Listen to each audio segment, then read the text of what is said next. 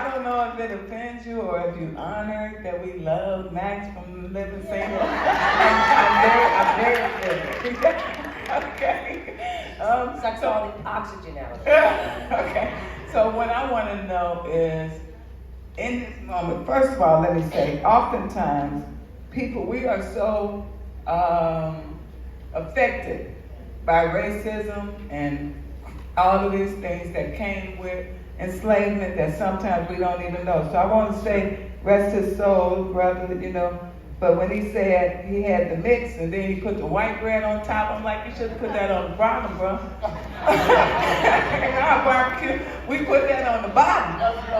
Then you put the other stuff on top, But those are the subliminal things that show up, that show who we are, right? So I want to know why this documentary? How did you why did you want to do it? How did you get involved? And what did you hope to gain from documenting this process?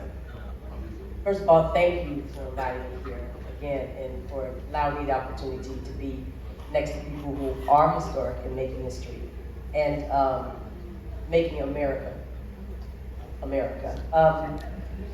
I'm happy to be here because I never thought I'd be talking about reparations in my life. I'm a storyteller. I'm an actress.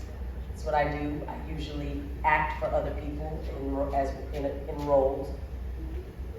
But I saw very quickly in my career, because of my skin color and hair, braid, all that stuff, that I would be limited, that I would never be an ingenue. I was told that by an agent. Oh, Erica, no one would ever mistake you for an ingenue. I was 19.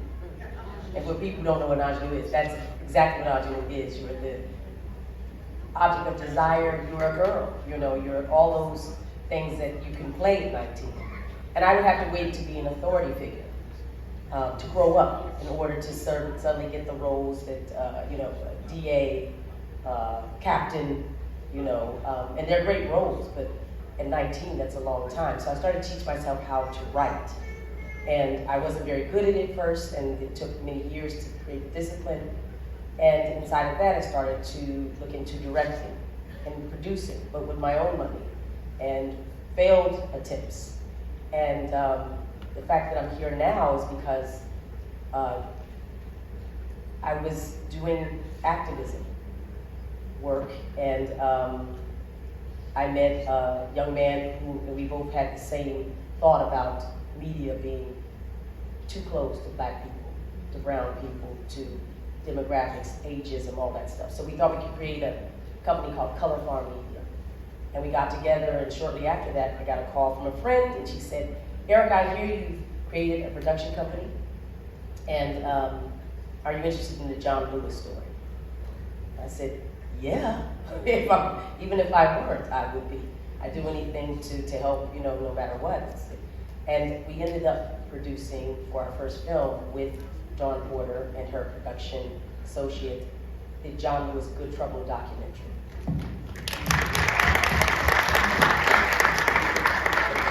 And I tell you this story because that's how I got into the reparations conversation. A friend of ours, Joy Reid, the great Joy Reid, journalist, I told her that we were interested in doing a reparations film. She said, you need to talk to that Whitney Dow. Whitney Dow is a white man who does films about racism for white people. And so she said, you should get together, you should probably do it together, it'd be a great idea. So we did, and then he'll take it from here.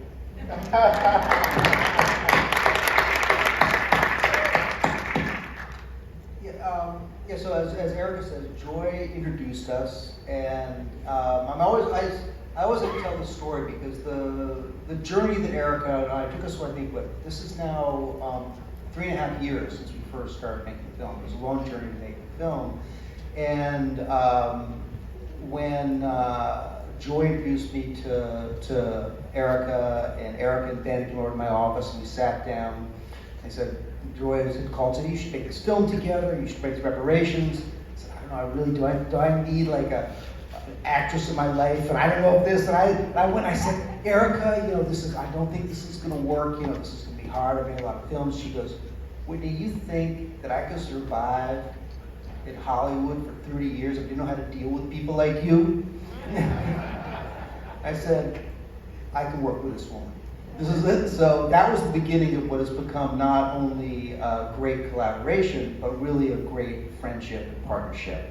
And it's interesting to see, we started on this film, and it's interesting, the great Professor Juliana Malveaux was here, and she was early on.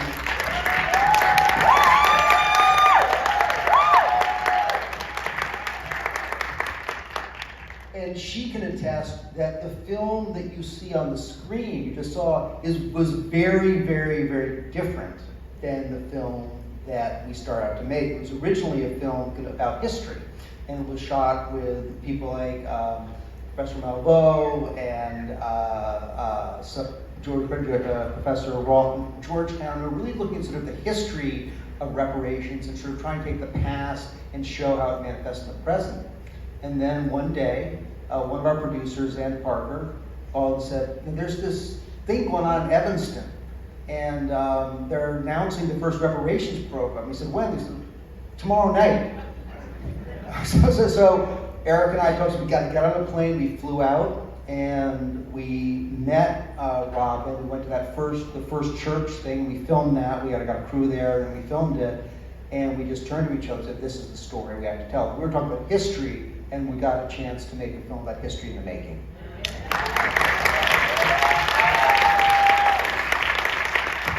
Are there plans to stream the film on any other streaming platform? Yes, the film will. The film is going to be broadcast on PBS nationally on Martin Luther King Day. And it's going to, so we'll have a broadcast on January 16th, and then it's going to be available for streaming. It will be initially on the PBS streaming channel, but then it will be on Apple TV, Amazon, Roku. It'll be available on every platform going forward. And Eric can talk a little bit more about, we have a very robust engagement campaign. If we could wave a magic wand, we would like to take this film to every community across the country that is ready and interested in reconciling with their past. And we really feel like what Robin did was, it's an object lesson, because not everything is going to look like Evanston. Reparations in Jackson, Mississippi is going to look different than Evanston, Illinois, but we think that the film could be really a tool to help people understand that this is not something that is dangerous, not something that's bad, especially for white people, that this is something that is necessary, it is something that is required, and it's something that it will make your community better and stronger.